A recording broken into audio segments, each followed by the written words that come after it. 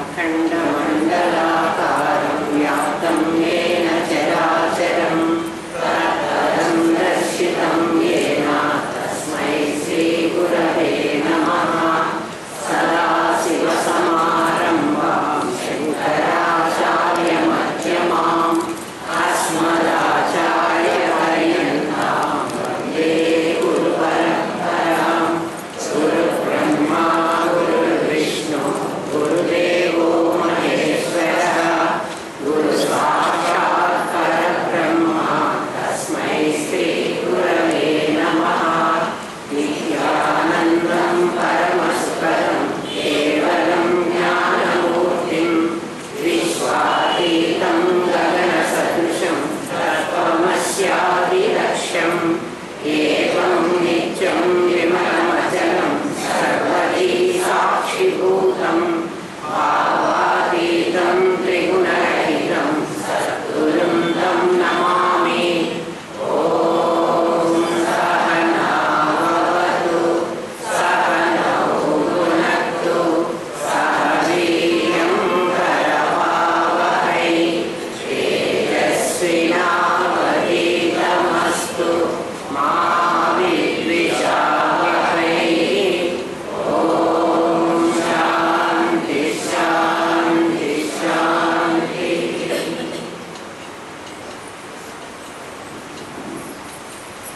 ముఖ్యంగా 21 రోజు నుంచి మనం లలితా సహస్రనామ రహస్య వైభవాన్ని గురించి చెప్పుకుంటున్నాం.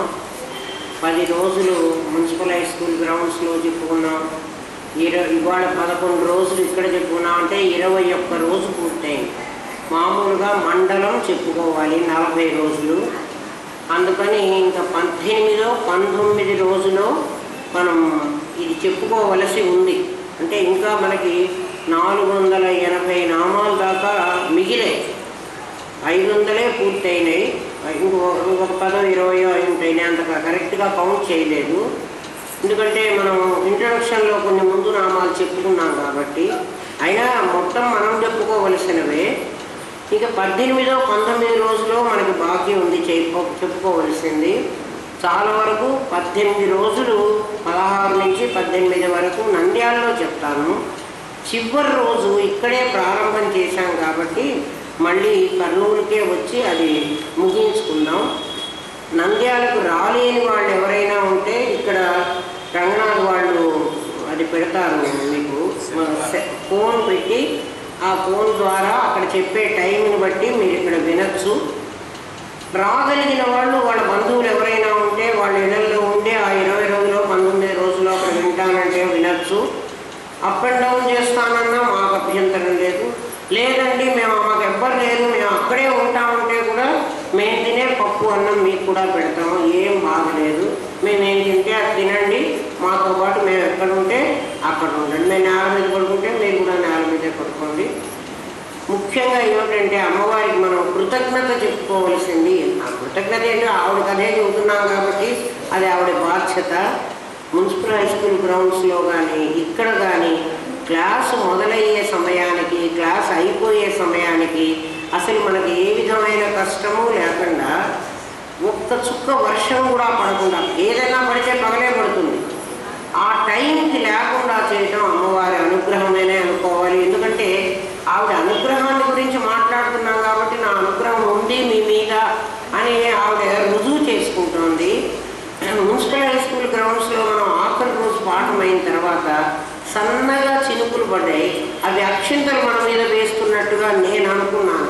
అంటే మనుషులు తడవలేదు, కానీ పెద్ద మేఘాలు మెరుపులు ఎన్నో వచ్చినాయి మనం పాఠం చెప్పుకునేప్పుడు. కానీ చాలా సన్న చినుకులు పడి ఆ తల్లి మనని ఆశీర్వదించింది. ఇంకా మిగిలిన 480 నామాలు కూడా ఆమె ఆశీస్సులతో మనం కర్నూలులో కాకుండా నంద్యాలలో పూర్తి చేసుకుంటామని అనుకుంటున్నా. మీరందరూ కూడా వినండి. విన్న తర్వాత మళ్ళీ మనం పారాయణ చేసుకుని, ఇంతకుముందు అర్థం కాని దశలో పారాయణ, ఇప్పుడు అర్థమైన దశలో మళ్ళీ పారాయణ చేసుకుని దానికి తగినట్టుగా మనం అందరం ఒక చోట అన్నశాంతి కూడా ఎప్పుడూ కూడా ఒక కార్యక్రమం జరిగితే దానికి అన్నశాంతి జరగాలి. చాలా వరకు జనవరి 12 అది ఉంటుంది అని అనుకుంటున్నా.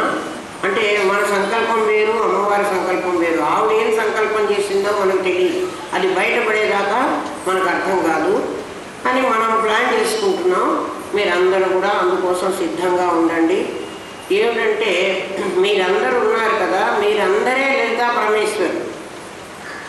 ఇన్ని రోజులు 40 రోజులు అమ్మవారి నామాన్ని మీరు రహస్యాన్ని విన్నారు కాబట్టి అది ఊరికే వినడం కాదు, మీకు బాగా అర్థమయ్యే పరిస్థితిలో మీరు ఒక చీర కొనుక్కుని ఎవరికైనా ఒకళ్ళకి ఒక్క చీర పెట్టేంత డబ్బు దాచుకోండి. అంటే ప్రతి ఒక్కళ్ళు పరమేశ్వరి స్వరూపాలు, అక్కడ కులం కాదు, గోత్రం కాదు, మన బంధువులని కాదు, ఎవరైనా ఒకళ్ళకి ముత్తైదుగానే కాదు, ఎవరికైనా సరే.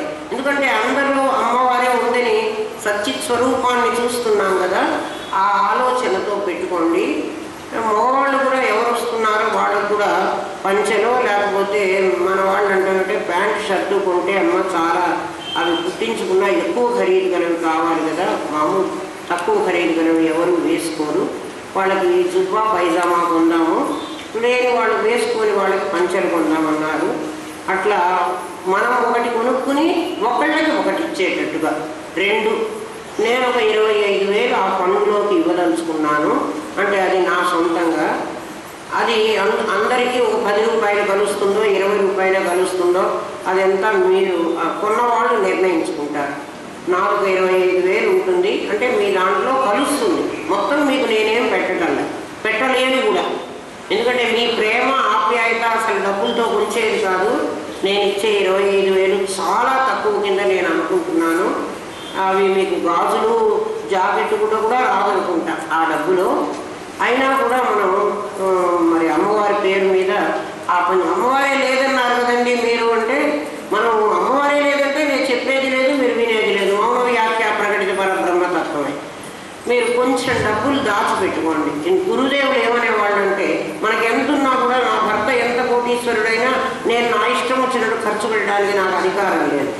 అందుకని నేను ఖర్చు పెట్టుకునే దాంట్లో ఎంత మాత్రం మిగల్చి నేను పెట్టుకోగలను అని. ఒకవేళ పెట్టుకోలేని ఎవరైనా బీద వాళ్ళు ఉంటే అంటే ఆ డబ్బులు మేము పెట్టుకోలేము, 400-500 అవుతుంది, అంతకంటే కాదు 2 చీరలు. అది కూడా మేము పెట్టుకోలేమంటే అస్సలు నిరభ్యంతరంగా మీరు ఉండొచ్చు, మీకు కూడా ఓ చీర వస్తుంది. ఎవరైనా అట్లా చేత కాకపోతే అయ్యో మాకు లేదే అని మాత్రం అస్సలు బాధపడక్కర్లే. అమ్మవారు అందరికీ అన్ని రూపాల్లో ఉన్న పిల్లలు తన పిల్లలే అనుకుని ఆవిడ ఇస్తుంది. ఇవ్వగలిగిన వాళ్ళు ఇవ్వండి, ఇవ్వలేని వాళ్ళు ఏం బాధపడక్కర్లేదు. మనం అందరం ఒక ఫంక్షన్ చేసుకుని అందరం కలిసి భోంచేసి ఆడపిల్లలందరికీ కొత్త బట్టలు కట్టుకుని సంతోషంగా వెళ్ళిపోతాం. 40 రోజులు అయిన తర్వాత, ఇప్పుడే కాదు, అది చాలా వరకు జనవరి 12 అని అనుకుంటున్నాం.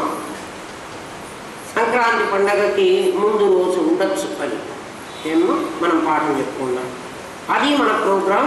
మీకు ఎవరికైనా తెలియకపోతే మరి రంగనాథ్కి ఫోన్ చేసి, ముందు మేము డిసెంబరు 16 నుంచే నంద్యాలలో అనుకున్నాం. కొన్ని కారణాల వల్ల డిసెంబర్ 25కి అది పోస్ట్ పోన్ అవుతోంది. 25 నుంచి జనవరి వరకు 15 రోజులు, 16 రోజులు, 18 రోజులు, ఎన్ని రోజులైతే అన్ని రోజులు అక్కడ ఉంటుంది పాట. నంద్యాలకు రాగలిగిన వాళ్ళు రాండి. మాకెవరు నంద్యాలలో తెలియదే అనుకుంటే నేనే ఆహ్వానిస్తున్నా, మా ఇంటికే మీరు వస్తున్నారు. నంద్యాలలో కూడా నాకు చాలా ఇళ్ళు ఉన్నాయి, ఎందుకంటే నాకు ఏ ఊళ్ళో ఉన్న ఇళ్ళు ఉంటాయి. ఒక ఇల్లు నేను కట్టుకుంటే అది నా ఇల్లు అవుతుంది. నేను నా ఇల్లు పగలు కొట్టేసుకున్నా, గోడలన్నీ కొట్టేసుకున్నా. అందుకని ఊళ్ళో ఉన్న ఇళ్ళన్నీ నావే, దేశంలో ఉన్న ఇళ్ళన్నీ నావే. అందుకని మా ఇంటికే పిలుస్తున్నాం మిమ్మల్ని. మీరందరూ మీరు ఎక్కడున్నా మా ఇల్లే. మా గురుదేవులు అలాగే అనుకోమన్నారు. ఇది మా పెద్దబ్బాయి ఇల్లు, ఇది మా 2వ వాడి ఇల్లు, ఇది 3వ వాడి ఇల్లు, ఇది 4వ వాడి ఇల్లు. 2వ వాడైనా 3వ వాడైనా నా పిల్లలే కదా, అందుకని అన్నీ నా ఇళ్ళే. మీరందరూ నా పిల్లలే. కాబట్టి మీ అన్న ఇంటికో, మీ తమ్ముడింటికో, మీ చెల్లెలింటికో మీరు వస్తున్నారు. ఎవరైనా రావచ్చు, కులాలతో సంబంధం లేదు. బ్రాహ్మణులే రావాలేమో, వైశ్యులే, అలాంటి ప్రశ్నే లేదు. మీరందరూ పరమేశ్వర స్వరూపాలు నాకు తెలుసు, ఎవరైనా రావచ్చు. ఇది మన ప్రోగ్రాం. మనం పాఠం చెప్పుకుందాం. నిన్న అమ్మవారు ఏమందంటే, హ్రీంకారి హ్రీమతి హృద్య హేయో పాదేయ వర్జిత అక్కడ కదా మనం చెప్పుకుంటున్నాం. హ్రీంకారి అంటే హా రా ఈ అనేటువంటి 3 అక్షరాలు హ్రీం అనేది. హ్రీంకారి అంటే లోకం వైపు మన దృష్టిని మరలించేది. లోకం వైపు దృష్టి మరలించడానికి ఏం కష్టపడక్కర్లేదు. పరమాత్మ వైపు దృష్టి సారించాలంటే చాలా కష్టం. అమ్మ హ్రీంకారి అంటే అందుకని మన మనస్సు అంతా ఎప్పుడు బయటి ప్రపంచం, బయట ఏమిటి, ఏం జరుగుతోంది, మనకు అంటే బయట వైపు లాగుతున్నది. దానికి అనుకూలంగానే ఇంద్రియాలన్నీ బహిర్ముఖం చేసి పెట్టుకున్నాను. కళ్ళు చూడండి బయటికే చూస్తాయి, అలా అన్ని ఇంద్రియాలు బహిర్ముఖమై ఉన్నాయి, అంతర్ముఖమైనవి లేవు. ఈవెన్ మనస్సు కూడా ఎప్పుడూ బయటికే పోతానంటుంది. దాన్ని లోపల కాసేపు కూర్చోబెట్టండి, అస్సలు కూర్చోదు. దానికి బయటికి వెళ్ళడం అలవాటు. ఎందుకు అంటే అమ్మ హ్రీంకారి, ఆమెకి ఈ సృష్టి స్థితి లయ అనేటువంటి వాటిని ఇష్టపడడం, వాటి మీద ఆసక్తి ఎక్కువగా ఉంది. ఎట్లా అంటే పిల్లవాడు చిన్నవాడుగా ఉన్నాడు అనుకోండి, వాడికి ఆడుకోవాలంటే భలే ఇష్టం. చిన్నపిల్లలుగా ఉండే వాళ్ళకి ఇవాళ మీ క్లాస్ టీచర్ రాలేదు, సెలవు పెట్టింది, మీరందరూ గ్రౌండ్లోకి వెళ్ళి ఆడుకోండిరా అని పిల్లలకి చెప్పామనుకో, వాళ్ళకి ఎంత సంతోషమో. స్కూల్కి వచ్చారు వాళ్ళు, స్కూల్కి వచ్చి చదువుకోవడానికే వచ్చారు. ఆ రోజు టీచర్ గారికి ఏదో పని ఉంటే ఆవిడ సెలవు పెట్టారు. ఇంకో టీచర్ ఎంగేజ్ చేయడానికి మరి లేదో ఏం కథో వాళ్ళ కష్టం ఏంటో మనకు తెలియదు. ఒక టీచర్ వచ్చి ఎక్స్ట్రా టీచరు, నాయనా ఇవాళ మీకు ఇక్కడ టీచర్ రారు ఈ అవరు, అందుకని మీరు అందరూ గ్రౌండ్లోకి వెళ్ళి ఆడుకోండి అని చెప్తుంది. ఆడుకోమంటుంది. వీళ్ళందరూ గబగబా అరుచుకుంటూ కేరింతలు కొడుతూ ఆటకి బయలుదేరుతారు. ఎందుకని అంటే ఆట యందు ఆసక్తి చాలా ఎక్కువ ఉంటుంది. మనమందరం అమ్మవారి దృష్టిలో పిల్లలు, మనందరం కూడా సంసారంలో పడ్డానికి ఇష్టం చూపిస్తాం, కానీ మోక్షం పొందే ఇష్టం మనం చూపించాం. అందుకని హ్రీంకారి సృష్టి స్థితి లయాలను ప్రేరేపించేది అని అర్థం. హ్రీంకారి అంటే హ్రీం అంటే లౌకికమైన భోగాలను చెప్పుకున్నాం, కారి అంటే కలిగించేది. హ్రీంకారి హ్రీమతి, హ్రీమతి మతి అంటే మనస్సు, హ్రీమతి అంటే ప్రాపంచిక విషయములందు ఆసక్తమైన మనస్సు. లౌకికమైన విషయాలు చాలా ఇష్టం మన మనస్సు, పరమాత్మ సంగతి అస్సలు ఇష్టం లేదు. చూడండి, ఎవరింటికన్నా సాయంకాలం 6 గంటలు 7 గంటలు ఆ సమయంలో వెళ్ళి చూడండి, వాళ్ళందరూ టీవీలో ఎంగేజ్ అయి ఉంటారు. అందరూ టీవీలో ఏం పెట్టుకుని ఉంటారు అంటే మొత్తం ఛానల్స్ సీరియల్స్ పెట్టుకుని ఉంటారు, లేకపోతే సినిమాలు పెట్టుకుని ఉంటారు. భక్తి టీవీ కానీ లేకపోతే ఎస్విబిసి ఛానల్ కానీ ఎంతమంది పెట్టుకుని ఉంటారు. ఎవరో మా గురుదేవులు మాకు ఇట్లా చెప్పరు. ఇవాళ మీరు వెళ్ళి అందరి ఇళ్ళకి, మీకు తెలిసినా సరే తెలియకపోయినా సరే వాళ్ళ ఇంటికి వెళ్ళి వాళ్ళు టీవీలో ఏం చూస్తున్నారో రాసుకురమ్మంటారు. మేమందరం చచ్చినట్టు పోవాలి. నేను కర్నూలు నుంచి హైదరాబాద్ పోయేదాన్ని పాఠం వినడానికి. గురుదేవులు ఏమనేవాళ్ళంటే, అమ్మ ఇవాళ అందరూ బన్సీలాల్పేట శ్మశానానికి వెళ్ళారు, నువ్వు కూడా వెళ్ళిరా తల్లి అనేవాళ్ళు. ఇంత దూరం పిల్లల్ని వదిలిపెట్టి నేను రైలు కొట్టుకుని, నా ఒక్కరోజే సెలవు వస్తుంది, ఒక ఆదివారమే సెలవు వస్తుంది, ఆ ఆదివారం గురువుగారి పాఠం తినాలని కష్టపడి పెడతాను. తెల్లవారుజామున 2కి లేచి వండుకుని నా దేవుడు, నా నైవేద్యం, నా పనులు నేను చేసుకుని నా పిల్లలకి వంట చేసి పెట్టి పని మనిషికి అప్పచెప్పి నేను రైలు ఎక్కి తీరాపోతే నేను హైదరాబాద్ పోయి ఏం చేస్తున్నాను అంటే బన్సీలాల్పేట శ్మశానానికి పోయిరా. పోలేదనుకో రేపు మళ్ళీ గురువుగారు అడుగుతారమ్మా, ఆ రోజు బన్సీలాల్పేట వెళ్ళమన్నా కదా, ఏమైంది, నీకు ఎలా అనిపించింది, అది కొంచెం చెప్పు తల్లి. ఏం చెప్తాను, నేను అబద్ధం చెప్పాలి కదా గురువుగారి దగ్గర, అందుకని చచ్చినట్టు శ్మశానానికి వెళ్ళాలి. లేకపోతే ఈరోజు మన వాళ్ళంతా గాంధీ హాస్పిటల్కి వెళ్ళారమ్మా, నువ్వు కూడా గాంధీ హాస్పిటల్కి వెళ్ళు. లేకపోతే ముషీరాబాద్ జైలుకి వెళ్ళారమ్మా, నువ్వు కూడా జైలుకి వెళ్ళు. గురువుగారు అలా అన్నారని కాదు, మాకు అలా ప్రాక్టికల్గా నేర్పించారు. మీకు నేను ఊరికే చెప్తున్నాను, ఇవాళ వెళ్ళి మీరు సినిమాలందరూ మీరు నిజమేనా నమ్ముతున్నారు, నా మాట మీరు నమ్ముతున్నారు కాబట్టి నేను చెప్తున్నా.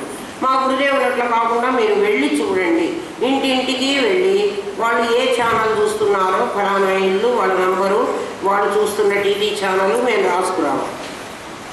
గురుదేవులు అప్పుడు చెప్తారు, చూడు ఎంతమందికి లౌకిక విషయాల మీద ఆసక్తి ఉంది, పారమార్థికమైన విషయాలు ఎవరు చూస్తున్నారు, ఎవరు చూస్తుంటారంటే 60 ఏళ్ల ముసలి వాళ్ళు కూడా భక్తి ఛానల్ పెట్టుకోలేదు, వాళ్ళు టీవీ సీరియలే చూస్తున్నారు.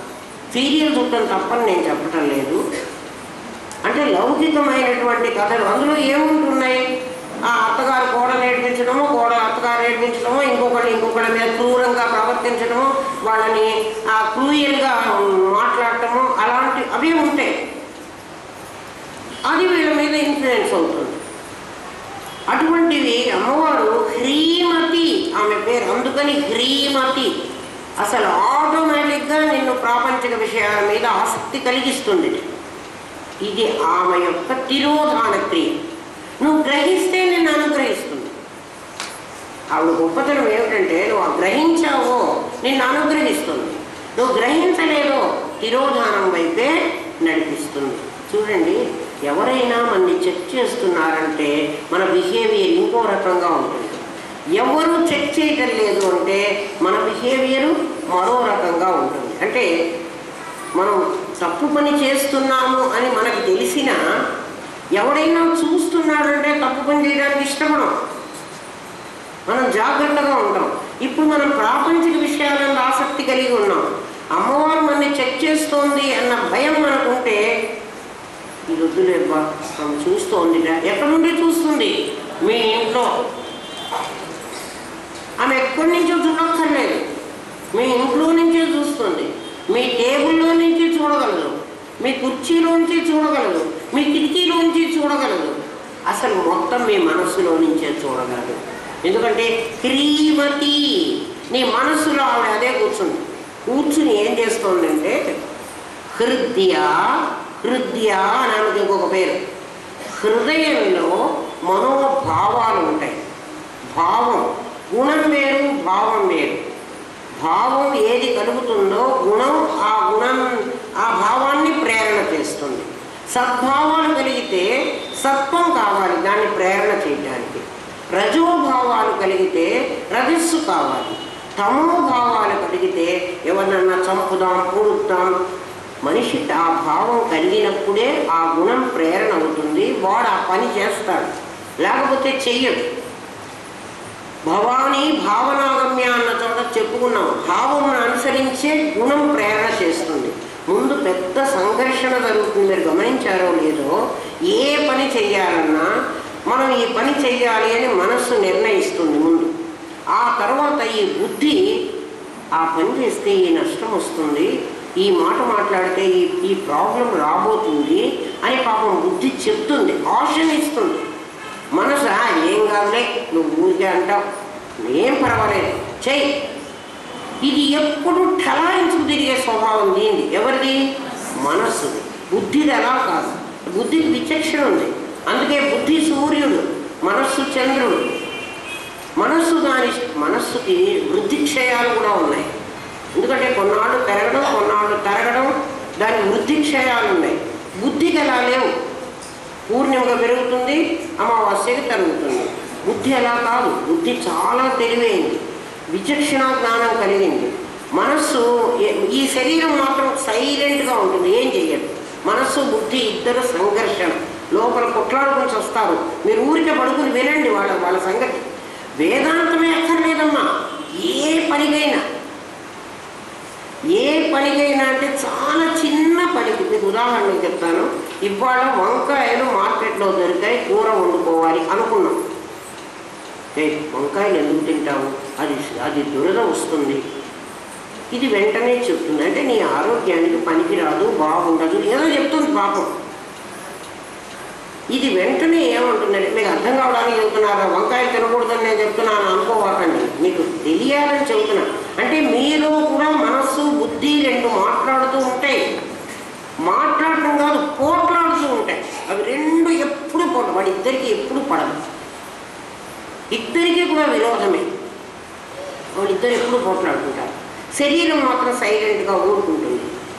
మనస్సు అంటుంది, వంకాయలే ఈరోజు రూపాయి కిలో ఇస్తున్నాడు, నీకేం నువ్వు 4 రూపాయలు కిలో పెట్టి కొనమంటావు, ఏమక్కర్లేదు, తిను, వంకాయలే తిను. ఇది మెల్లగా తన ఆర్గ్యుమెంట్ని ఇంకా కాస్త బలం పుంజుకుని ఇంకా 2 పాయింట్స్ యాడ్ చేసి ఇది చెప్తుంది మనస్సు. బుద్ధి ఇంకా నాకెందుకు లేని ఊరుకుంటుంది. ఇది తింటుంది.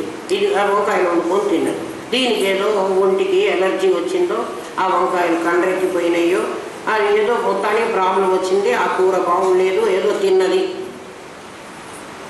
తిని నాకంతా ఒళ్ళు దురదలు వస్తున్నాయి, ఆ వంకాయలు నాకు అలర్జీ వచ్చింది అని మళ్ళీ ఇది కంప్లైంట్ చేస్తుంది. వెంటనే బుద్ధి చెప్తుంది, నేను చెప్పా కదే 4 రూపాయలు కిలో ఉంటే నువ్వు కొనుక్కోలేవు అంటే 1/2 కిలో కొనుక్కుని మరో కూర కొనుక్కుని తినవలసింది, ఎవడు నిన్ను కొనుక్కోమన్నాడు, ఎవడా పని చేయమన్నాడు అని మళ్ళీ బుద్ధి దాన్ని దండిస్తుంది. ఇది మళ్ళీ ఇట్లా తుడుచుకొని తిరుగుతుంది. మళ్ళీ రేపు మళ్ళీ దీనికి వ్యవహారమే. అంటే ఈ 2 మీలో ఉన్నాయో లేవో మీరు ఆలోచించండి. ఇవి 2 ఎప్పుడూ సంఘర్షణ కొట్లాడుకుంటూ ఉంటాయి. ఇక ఈ అమ్మవారు ఏం చేస్తుందంటే, అమ్మవారు ఏమి చెప్పదు. ఈ మనస్సు కనుక బలీయంగా ఉన్నప్పుడు శరీరం మనసు మాట వింటుంది. అంటే అవి డిసైడ్ అయిపోయింది, బుద్ధి మాట వినకూడదు అని డిసైడ్ అయిపోయింది, మనస్సు మాటే వినాలి అని. అప్పుడు మనస్సు చెప్పిన పని శరీరం చేస్తుంది. బుద్ధి గెలిచింది అనుకోండి, అంటే మనస్సు గెలిచిందా బుద్ధి గెలిచిందా ఈ సంఘర్షణలో, ఈ పోరాటంలో ఎవరు గెలిస్తే శరీరం వాళ్ళ వైపు పనిచేస్తుంది. శరీరం వాళ్ళ వైపు పనిచేయాలంటే అక్కడ భావం కావాలి, నీకు గుణం కావాలి. ఏది గెలిస్తే దానికి బలం ఇస్తుంది అమ్మవారు. అందుకని ఆమెను హృద్య అన్నారు. హృద్య అర్థమైందా? అమ్మవారు చెడుకి ఎందుకు ప్రోత్సాహం చేసింది? ఎవరినన్నా ఒక చెడ్డ పని చేసేవాడికి కూడా, చెడ్డ పని ఇన్ ద సెన్స్ లంచం తీసుకోవడం చెడ్డ పని మన దృష్టిలో, అంతే కదా. గవర్నమెంట్ మనం చేసిన పనికి మనకు జీతం ఇస్తోంది. ఈ జీతం కాకుండా గీతం కొంచెం తీసుకోవాలనుకున్నాం కదా. ఆ గీతం తీసుకునేటప్పుడు టేబుల్ కింద నుంచి తీసుకోవాలి కదా, టేబుల్ పై నుంచి తీసుకోవడానికి వీళ్ళు. ఎందుకంటే అది జీతం కాదు కదా. జీతం అయితే మామూలుగా క్లర్క్ ఇస్తాడు, ఆఫీస్లో వెళ్తాం, వాడు ఇస్తాడు, మనం సంతకం పారేస్తాం, మన డబ్బులు మనం తీసుకుంటాం, చక్కగా కౌంట్ కూడా తీసుకోవచ్చు. ఎప్పుడు మళ్ళీ మీరు ఎందుకు లెక్క పెట్టుకున్నారండి, మీ జీతం తీసుకున్నారు, పైగా ఎవరికైనా చెప్పడానికి కూడా ఆఫీస్లోకి వెళ్తాం కదా 1వ తారీఖు, మీరు ఎందుకు వచ్చారు మేడం ఇక్కడికైనా మమ్మల్ని ఎవరు అడగరు. ఒకవేళ అడిగితే కూడా నేను శాలరీ తీసుకోవడానికి వచ్చాను, నేను శాలరీ కౌంట్ చేసుకుంటున్నాను, నాకు దొంగతనం లేదు. ఇదే నేను లంచం తీసుకున్నాను అనుకోండి, నేను ఇంత డైరెక్ట్గా లెక్క పెట్టుకోగలనా? లెక్క పెట్టుకోలేను. ఎందుకని? నేను చేస్తున్న పని తప్పు అని నాకు తెలుసు. అమ్మవారు నీ లోపల నుంచి ఎలా చెప్తుందంటే, అమ్మవారు గుళ్ళో లేదర్రా, అమ్మవారు మీరు ఎక్కడుంటే అక్కడ ఉంటుంది. ఆమె ఏం చెప్తుందంటే, మీకు మీ శరీరాన్ని వణికిస్తుంది. మీరు తప్పు పని చేసేటప్పుడు మీరు గమనించండి, ఏ తప్పు చేస్తున్నా మీ బాడీ షేక్ అవుతుంది. మనం చేస్తున్నది తప్పు అని లోపల నుంచి చెప్తున్నది, మనం దాన్ని అధిగమిస్తాం. ఏం పర్వాలేదులే. శరీరం మోగుతుంది, మాట తడబడుతుంది, మీ కళ్ళు అన్ని దిక్కులు చూస్తాయి. ఎవరైనా చూస్తున్నారేమో, ఎవ్వరూ చూడకుండా ఈ రహస్యమైన పని చెయ్యాలి. ఈ లోపలి ఈ కాషన్ ఇస్తున్నది ఎవరో తెలుసునా? అమ్మవారే. అమ్మవారిని మీరు గుళ్ళో పెట్టవాకండి.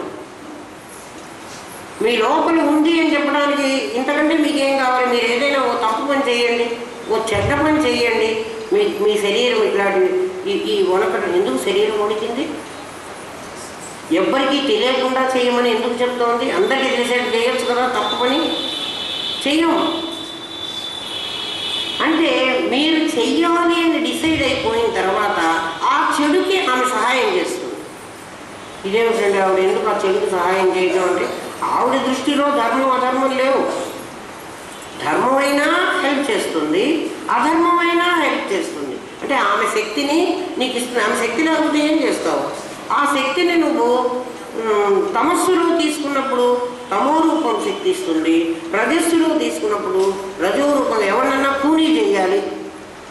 కూనీ చెయ్యాలంటే నీకు చాలా ధైర్యము కావాలి, నీకు బలం కూడా కావాలి. కత్తితో ఒక పోటు పొడిచి మళ్ళీ రెండో పోటు పొడిచి నేను చంపుతానంటే వాడు నేను ఓడిపోతాను. ఒకే పోటులో వాడిని చంపగలగాలి. నీకు అంత బలం కావాలి. అంత బలం కావాలంటే అంత మానసిక ధైర్యం కావాలి. ఆ ధైర్యం కూడా అమ్మవారే ఇస్తాం. ఎందుకు ఇచ్చిందంటే ఆవిడ అది తప్పు కదా, వాడిని చంపుతుంటే ఆవిడ మరి ఏదో తప్పు చేసినవాడు, అనుమోదం పొందినవాడు, దాన్ని ఒప్పుకున్నవాడు, వీళ్ళందరికీ కూడా పాపం వస్తుంది. అట్లా అమ్మవారికి పాపం రాదా? ఆమెకి ఏ పాపం రాదు. ఎందుకు అంటే నువ్వు ఏది చెయ్యాలంటే దానికి బలం ఇవ్వడమే ఆమె పని. నువ్వేం చేసినా కరెంటుకి ఏం సంబంధం లేదు, నువ్వు ఎట్లా ఉపయోగించుకున్నా. యాటంకి ఏం సంబంధం లేదు, యాటం బాంబుని బాంబు పెట్టి నువ్వు పేల్చినా సంబంధం లేదు కదా. యాటంని నువ్వు మంచికి ఉపయోగించే మిషనరీలు కూడా ఈ కరెంటుకు బదులు యాటం శక్తితోనే నేను ఇదంతా కూడా రన్ చేస్తాను అంటే ఓ వాడు తెలివితో ఇలా చేసుకున్నాడు అని అందుకు కూడా ఆమె శక్తి ఇస్తుంది. ఆమెకి ఏ బాధ లేదు.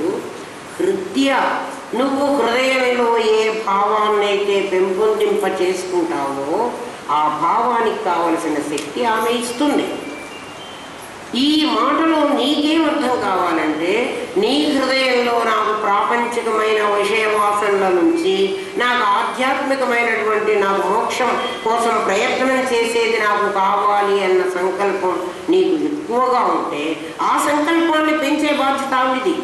అందుకని ఆమె పేరు హృదయ. అయితే నీకు ఎంత తీవ్రంగా ఉందో మనం చెప్పాను. రామకృష్ణ పరమహంస చెప్పాడు, నీళ్లలో ఉంచిన